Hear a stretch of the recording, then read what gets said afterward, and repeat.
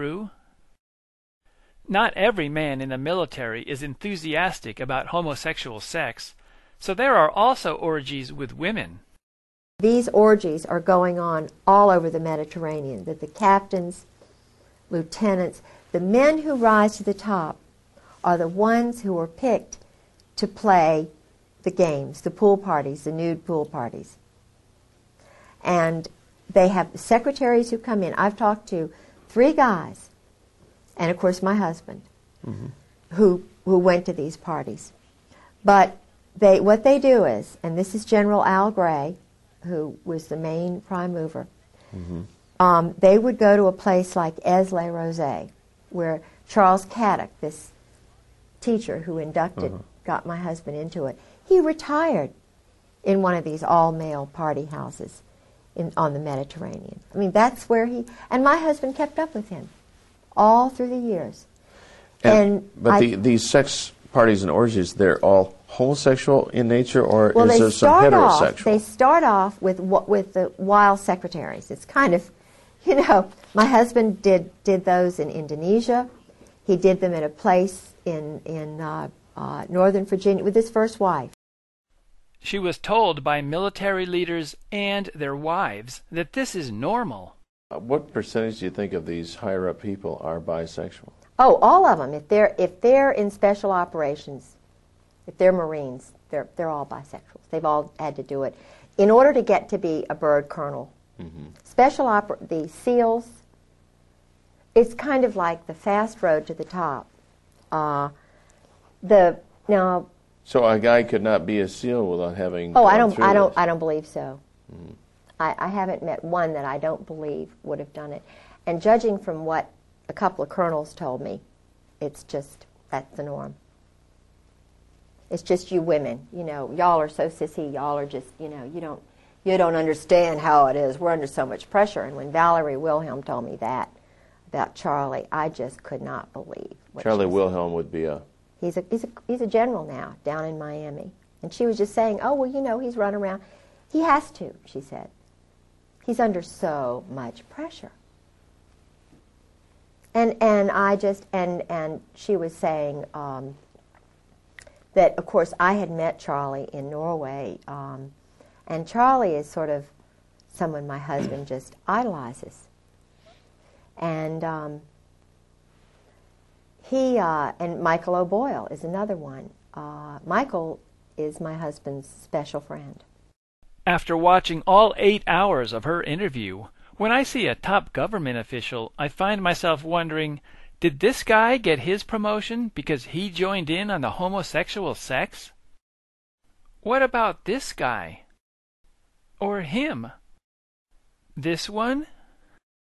Do the Air Force generals do it also?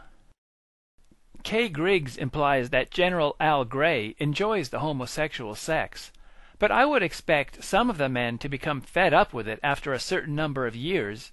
After all, how many times would you have to be pressured into homosexual acts before you refused to do it? Whoever has control of the U.S. government has to deal with the men who become rebellious. Kay Griggs suspects that murder was used to keep her husband under control. And you see, my husband is frightened to death. I believe that his brother was murdered to keep him in, because he had gone through 4 years of this mind control. And the man who did it, you can see this on the video, his name was Charles Caddock, and another man named Alexander Robinson.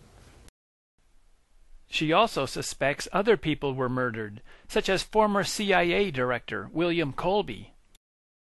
She also mentions the technique of condemning a person to a mental institution, which almost happened to a person named Bob. There were a couple of others, Paisley, who was murdered almost like this other man. Paisley was murdered like William Colby. Paisley was also hanging around with homosexuals. He went to the Rush River Lodge. That is the one. So did Bob Woodward. Bob Woodward, The reporter? Yeah. Henry Kissinger was a well-known, totally a homosexual, not even both ways. And so his wife is a marriage of oh, it's just a convenience. Yeah, and he might, maybe he's discovered women in his late age, I don't know.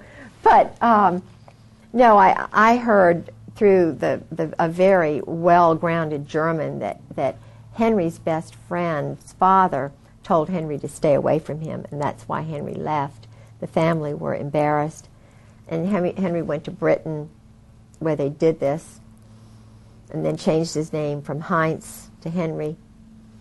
And I interviewed a man named Bob, who's an Army enlisted person who told me about Henry in Cambodia. So up through Cambodia, he was actually raping young men. And of course, that experience destroyed the lives of these 5 young men, according to the source.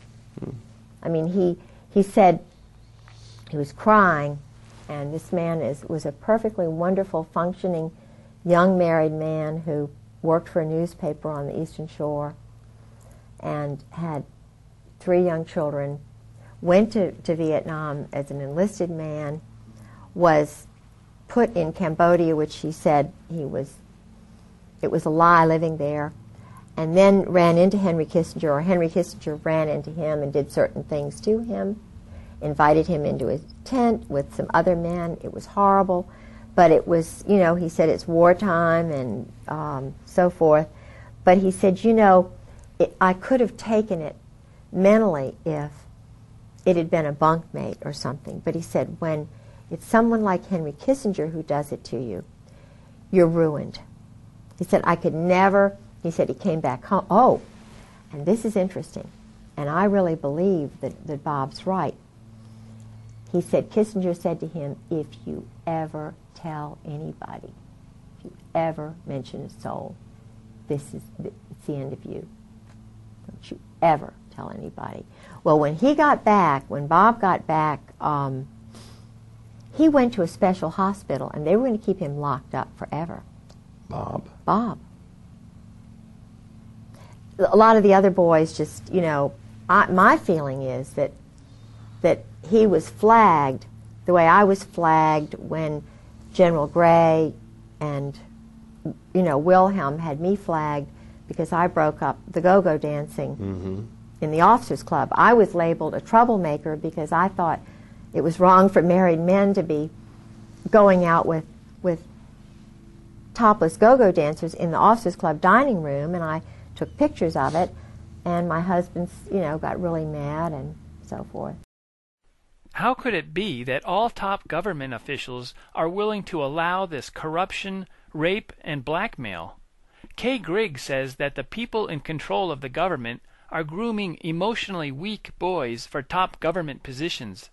She explains that this recruitment process starts while the boys are teenagers or younger. They have little boys that they pick out, and they call them special.